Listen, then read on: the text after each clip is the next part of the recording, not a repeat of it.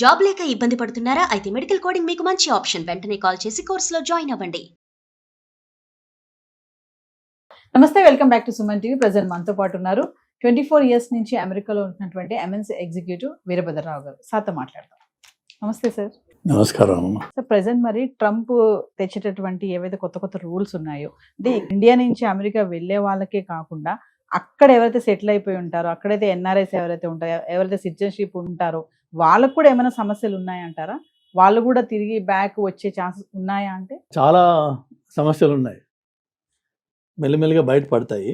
ఏంటంటే ప్రస్తుతం ఈ అమెరికన్ సిస్టంలో ఒకటి తయారు చేశారు, citizens and everybody else is non citizen. ఈ నాన్ సిటిజన్లో మీరు అనే ఎన్ఆర్ఐస్ ఎవరైతే గ్రీన్ కార్డ్ ప్రాసెస్లో ఉన్నారో, ఎవరైతే H1B మీద ఉన్నారో, ఆర్ L1 మీద ఉన్నారో, F1 మీద ఉన్నారో, అది ఎన్ని ఏ ఆల్ఫాబెట్ అయినా పెట్టండి మీరు, వాళ్ళందరూ ఇమిగ్రెంట్స్. అందులో మీరు అన్నట్టుగా ఇల్లీగల్ ఇమిగ్రెంట్స్ కూడా ఉంటారు. వాడికి ఏ ఆల్ఫాబెట్ లేదు. వాడికి అంటే సెటిల్ అయిన వాళ్ళకు కూడా ఇల్లీగల్, సెటిల్ నాన్ సెటిల్ అనేది లేదు. లేదు. సెటిల్ అంటే ఏంటి మీ ఉద్దేశంలో? ఏం లేదు అక్కడ. మీరు 10 ఏళ్ళ నుంచి అక్కడ ఉన్నారంటే సెటిల్ అనా? గ్రీన్ కార్డ్ వచ్చేస్తే సెటిల్, మేము బిందాస్ అని అంటారు కదా సార్. ఒకప్పుడు ఉండేది ఆ ధైర్యం. సో ఎవరైతే సిటిజన్ కాలేదో, గ్రీన్ కార్డ్ ఉన్నా, గ్రీన్ కార్డ్ ప్రాసెస్లో వెళ్తున్నా, H1B మీద ఉన్నా, స్టూడెంట్ మీద ఉన్నా, వాళ్ళందరినీ కలిపి నాన్ సిటిజన్స్ అని ఒక గ్రూప్. ఆ నాన్ సిటిజన్కి ఎలాంటి హక్కులు లేవు. ఏమాత్రం చట్టానికి వ్యతిరేకమైన పని చేసినా, అంటే ఫర్ ఎగ్జాంపుల్ ఇంతకుముందు DUI, డ్రైవింగ్ అండర్ ఇన్ఫ్లుయెన్స్, తాగి నడపడం. ఇంతకుముందు అప్పట్లో ఏదైనా చేసినట్టయితే, లేకపోతే ఎక్కడన్నా క్లబ్బుల్లో కొద్దిగా గొడవ చేయడం కానీ, అందులో మన వాళ్ళకి కొంచెం తాగిన తర్వాత అవుట్ ఆఫ్ కంట్రోల్ అవ్వడం చాలా కామన్ అవుతుంది విషయం. లేదంటే ఇక్కడి నుంచి వచ్చినప్పుడు యాటిట్యూడ్స్ ఎలా ఉంటాయంటే, నేను ఎవరో తెలుసా అని వస్తాడు వాడు. అక్కడ ఇట్ డజంట్ మ్యాటర్, నేను అంతా ఒకటే, అన్నీ చెప్పనించి సీనాన్ని అక్కడ. సో కానీ ఇక్కడి నుంచి వచ్చిన పిల్లలు ఏంటంటే ఆ ఈగోస్ ఇంకా నార్మల్ కావు. అది హైలీ లా ఓరియంటెడ్ కంట్రీ, ఇది హైలీ లాలెస్ కంట్రీ. సో ఇక్కడి నుంచి అక్కడికి వచ్చినప్పుడు మైండ్ షిఫ్ట్ కావాలి, రాక ఏమన్నా వేషాలు వేసి ఇప్పుడు ఏదైనా లీగల్ దాంట్లో పట్టుబడితే వాళ్ళకి ఎలాంటి ప్రొటెక్షన్ లేదు.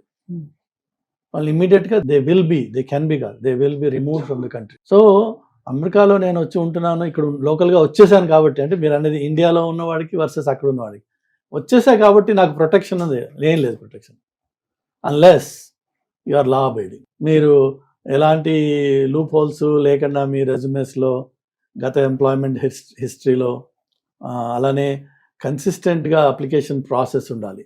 ఏంటంటే యుఎస్కి వచ్చేటప్పుడు మనం డాక్యుమెంటేషన్ కొంత సబ్మిట్ చేసి ఉంటాం.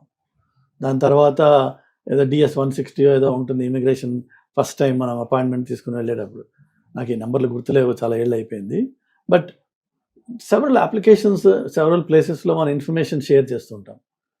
ఆ షేర్ చేసింది కన్సిస్టెంట్గా, యాక్యురేట్గా లేకపోతే వాళ్ళని కంట్రీలోంచి రిమూవ్ చేస్తున్నారు.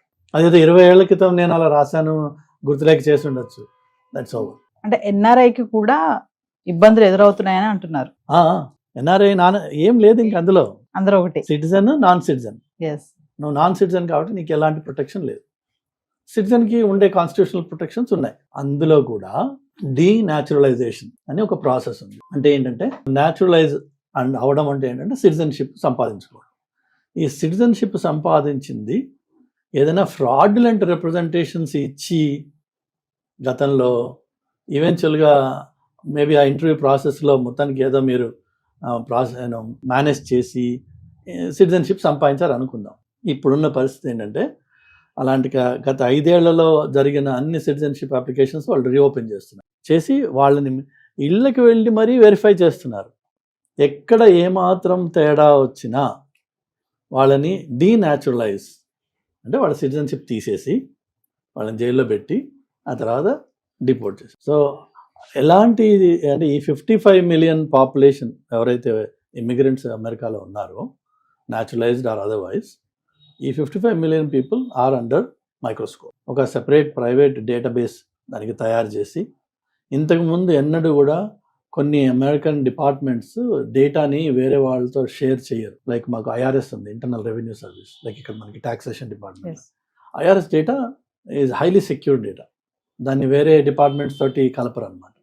ఎందుకంటే మన ట్యాక్సెస్, మన ఇన్కము అన్ని డీటెయిల్స్ అందులో ఉంటాయి. కానీ ఇప్పుడు ఏం చేస్తున్నారంటే రకరకాల మేజర్ డిపార్ట్మెంట్స్ డేటాని అంతా కలిపి సెంట్రలైజ్ చేసి బ్యాంకింగ్ ఎన్వైరన్మెంట్లో దీన్ని కేవైసీ అంటారు, కేవైసీ ఆర్ కస్టమర్ 360. అంటే ఒక కస్టమర్ని పరిపూర్ణంగా మీరు తెలుసుకొని వాళ్ళకి మంచి ఎఫెక్టివ్ సర్వీస్ ఇవ్వడం, అది ఉద్దేశం. అదేవిధంగా ఇప్పుడు వీళ్ళు చేస్తుంది ఏంటంటే ఇమ్మిగ్రేషన్ పరంగా ఈ ఇమ్మిగ్రెంట్ అనే వాడి గురించి 360 డిగ్రీ వ్యూ, ఇన్కమ్, ఇమ్మిగ్రేషన్, లా, అలానే రకరకాల పర్మిట్స్, మనం లైసెన్సెస్ ఏవైతే సంపాదిస్తామో అవి, అందులో ఎక్కడైనా మనం మిస్రిప్రజెంట్ చేసామా, ఇవన్నీ కలిపి ఒక డేటాబేస్ తయారు చేస్తాం. ఎక్కడ ఏ చిన్న తప్పు ఉన్నా దర్ గాన్. సిటిజన్ అయినా కూడా వాడిని డీనాచురలైజ్ చేసి వాళ్ళని దేశం నుంచి తీసేస్తున్నారు. ప్రస్తుతం పరిస్థితి అది.